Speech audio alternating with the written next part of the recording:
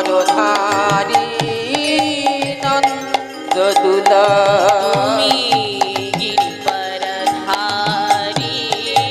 নন্দদুলা গিরিবরধারী নন্দদুলা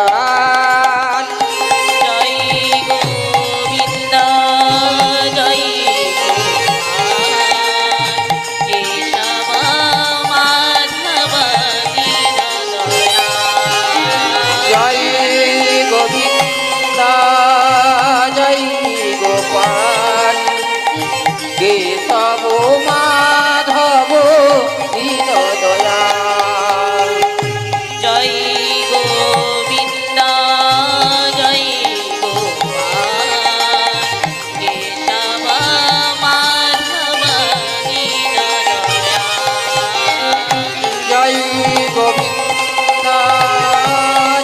নন্দলাল কেশব মাধব দীন দয়াল অচ্যুতানন্দ গিরিবর মাধব অচ্যুতানন্দ গিরিবর মাধব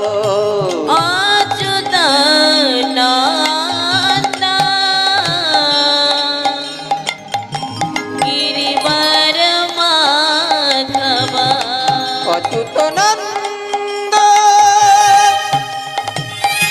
গিরিবর মাধব গোবিন্দ গোপাল শ্রী হরি গোবিন্দ গোপাল শ্রী হরি গোবিন্দ গোপাল শ্রী হরি গোবিন্দ গোপাল শ্রী হরি যমুনা মুলিনে বংশী বাজাবে যমুনা পুরীবে বংশী বাজাবে যমুনা মুলিনে বংশী বাজাবে যমুনা পুরীবে বংশী বাজাবে নটবর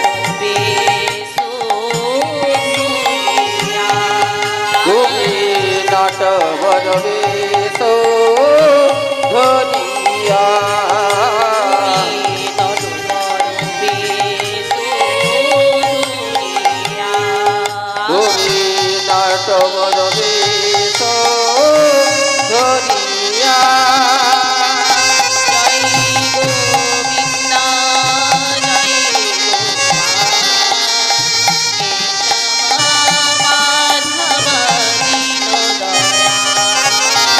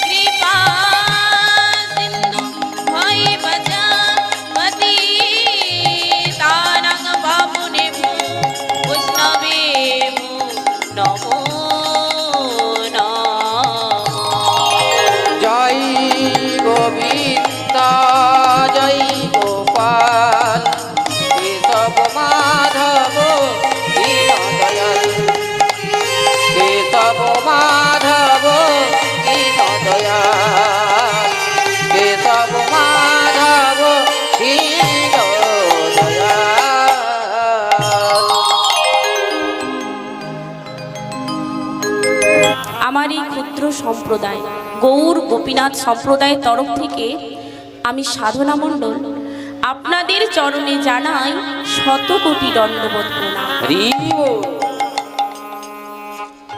আজ আমরা আস্বাদন করব এক পরম ভক্তের কথা, ভক্ত শ্যামানন্দ।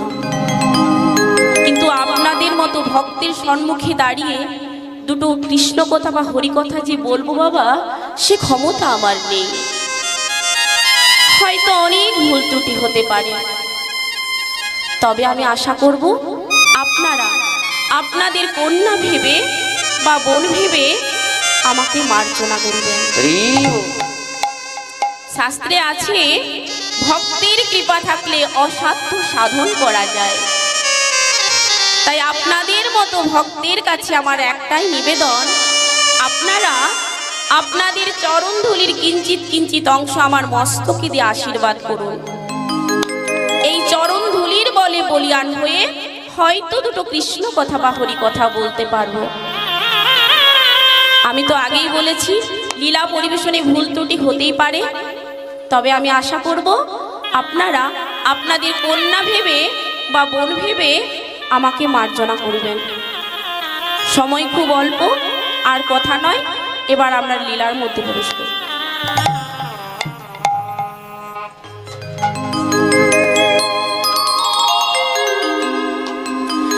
শ্রী গৌরাঙ্গে দুটি পাদ যার ধন সম্পদ, আমার শ্রী গৌরাঙ্গের দুটি পদ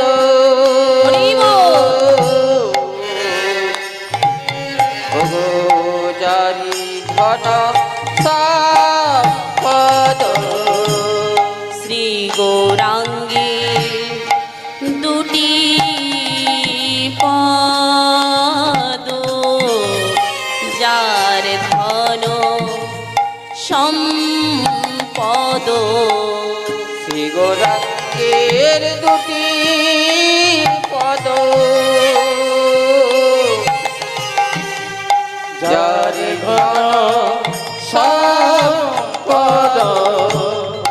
সে জানে সে জানে সে জানে ভগতি রসসা, ওগো সে জানে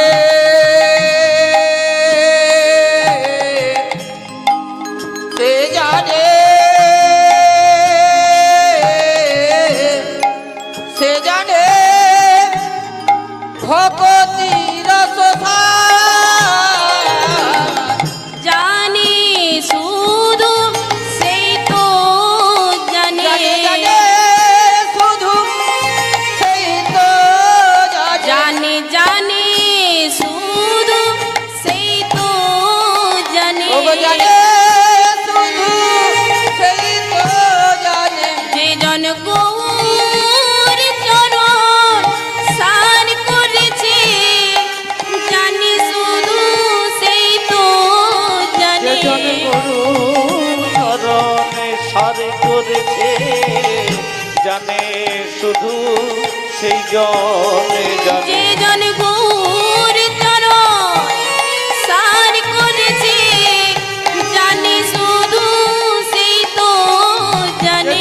গুরু চরণ সার করেছে, গৌর ছাড়াই আর জানে না, ওগো জানে শুধু সে তো জানে। গৌর যার ধরেছে মনে, ওগো জানে শুধু সে তো জানে।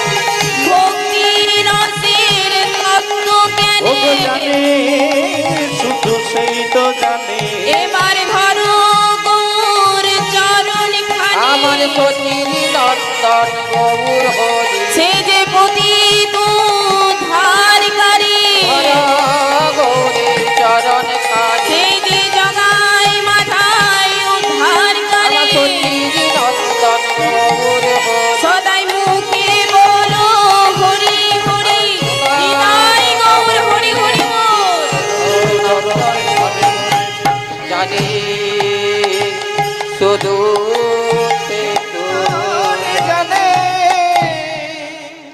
ভক্তমণ্ডলীও আমার ভক্তিমতী মায়েরা, লীলা কীর্তন আস্বাদন করতে এসে সর্বপ্রথম আমরা শুনলাম শ্রী গৌরাঙ্গের দুটি পদ, যার ধন সম্পদ সে জানে ভক্তি রস স্বাদ। তাহলে সর্বপ্রথম আমাদের জানতে হবে মা, এই গৌর সুন্দরটিকে সাধারণ কথায় আমরা কি জানি, ইনি হলেন রাধা কৃষ্ণ মিলিত তনু। কিন্তু ভগবান অবতারের 10টি রূপকে তো আমরা জানি বাবা, এর মধ্যে 9টি অবতার হয়েছে, এখনো একটি অবতার বাকি আছে, সেটি হলো কল্কি অবতার। কল্কি অবতারের আগের অবতার হচ্ছে বৌদ্ধ অবতার। বৌদ্ধ আর কল্কি এই দুই অবতারের মধ্যখানে এলেন শ্রী গৌর হরি।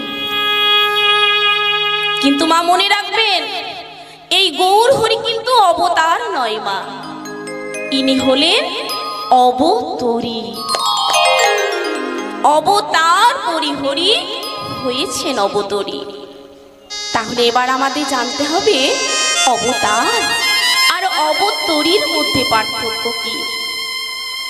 স্বয়ং ভগবানের যখন নিজস্ব শক্তি প্রয়োগ হয় তখন তাকে বলা হয় অবতার।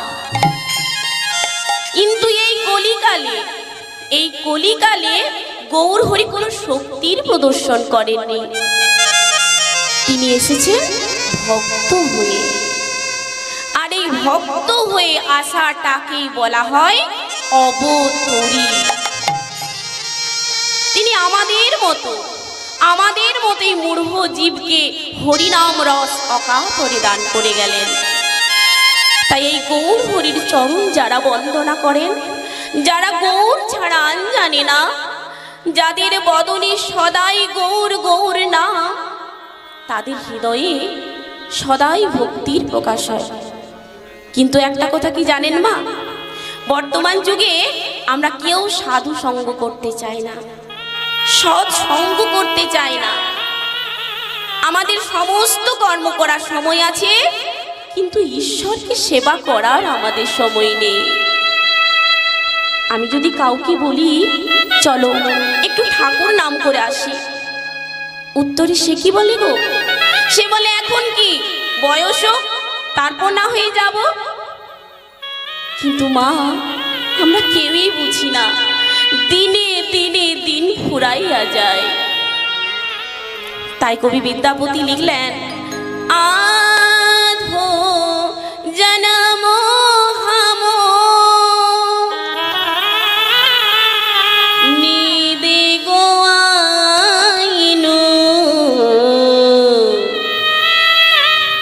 জরা শিশু কতদিন গেলা।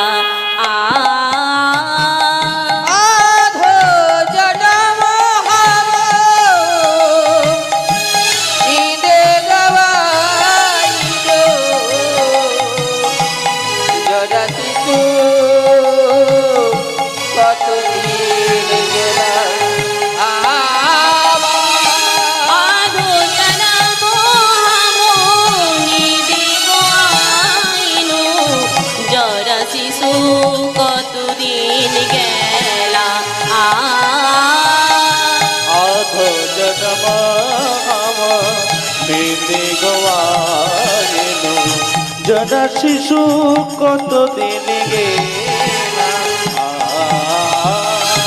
নিদুবনে রমণী রসরঙ্গে মাতলো, নিধুবনে রমণী রসরঙ্গে মাতলো, নিদুবনে রমণী রসরঙ্গে মাতলো, নিধুবনে রমণী রসরঙ্গে মাতলো, তোহে ভজব কোন বেলা। আধো জনম হব নিদে গবাইনু জরা শিশু কতদিন গেলা। দেখবেন বাবা, যার যতখানি বয়স হয়েছে অর্ধেক সময় ঘুমিয়ে কেটে গেছে, রোগে শোকে গেছে কিছুদিন, আর যেই না যৌবন এলো অমনি মায়া সাগরে আমরা আবদ্ধ হয়ে রইলাম। আমার ছেলে, আমার মেয়ে, আমার বাড়ি, আমার গাড়ি, তাই ভগবানকে ডাকা আমার আর হলো না। কিন্তু শ্রী গৌরহরির কি ছিল না মা? দেব দুর্লভ সৌন্দর্য, সচি মায়ের মতো স্নেহময়ী মাতা, বিষ্ণুপ্রিয়ার মতো প্রেমময়ী ভার্যা, নবদ্বীপবাসী, অগণিত ভক্ত সমাজ। কিন্তু তিনি সব কিছু পরিত্যাগ করে, ছিন্ন কণ্ঠা পরিধান করে, দুটি বাহু প্রসারিত করে কলির জীবের দ্বারে দ্বারে গিয়ে কলির জীবের মুক্তির জন্য মহামন্ত্র ভিক্ষা চাইলেন। কলির জীবের দ্বারে দ্বারে গিয়ে কলির জীবের উদ্দেশ্যে বললেন, এসো ভাই,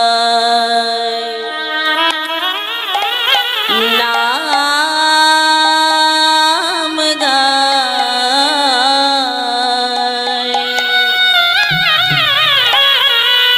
কৃষ্ণ নাম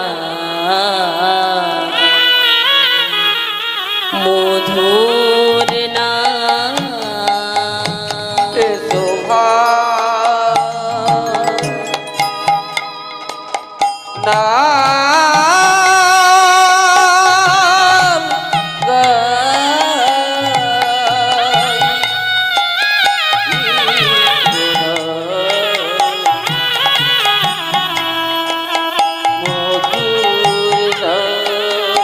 এসো ভাই, নাম গায়, কৃষ্ণ নাম মধুর নাম। এসো ভাই, নাম গায়, কৃষ্ণ নাম মধুর নাম। দূরে যাবে ত্রিতাপ জ্বালা,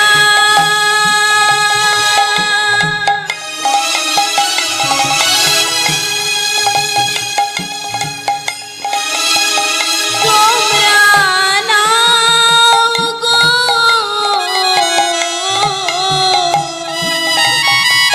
নামের মালা। দূরে যাবে তবে জাদা, তোমরা দাও গো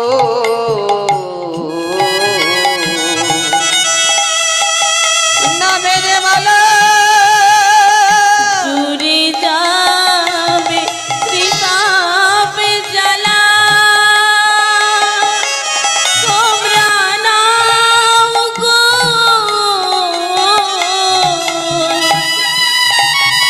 নামের মালা। দূরে যাবি তিতাব জ্বালা, তোমরা না গো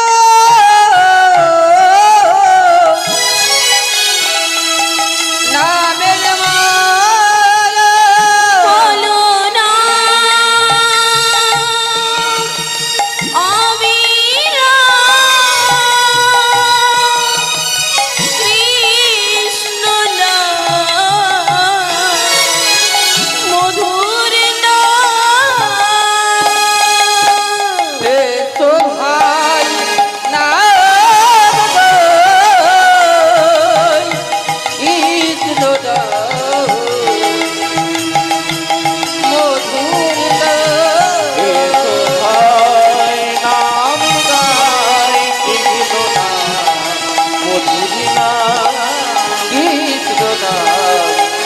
মধুর নাম কৃষ্ণ নাম মধুর নাম। আমরা আস্বাদন করব এক পরম ভক্তের কথা, ভক্ত শ্যামানন্দ। স্বয়ং অদ্বৈত প্রভু বহু বৎসর ধরে গৌর লীলা আস্বাদন করেও তার মনের আশা মিটল না। তাই তিনি পুনরায় জন্মগ্রহণ করলেন ধারিন্না নামে এক গ্রামে, দুর্গা দেবীর গর্ভে কৃষ্ণ মণ্ডলী সন্তান রূপে। তাই বৈষ্ণব পদকর্তা পদাবলী রচনা করলেন। ধারিন্দাতে জনমিলা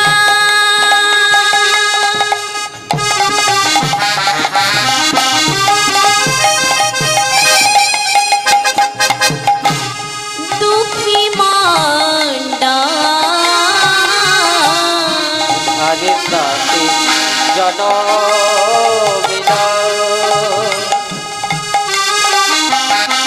মোহন রায়, আপনি আপনার আসর রেডি করুন। আপনার 5:30 300টা।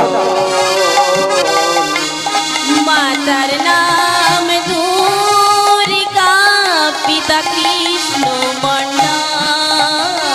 ওগো মাতার নাম এর পরম পুত্রিয়া লীলাময়ী কুস্তল, কৃষ্ণ বন্ধ পরম পুত্রিয়া লীলাময়ী।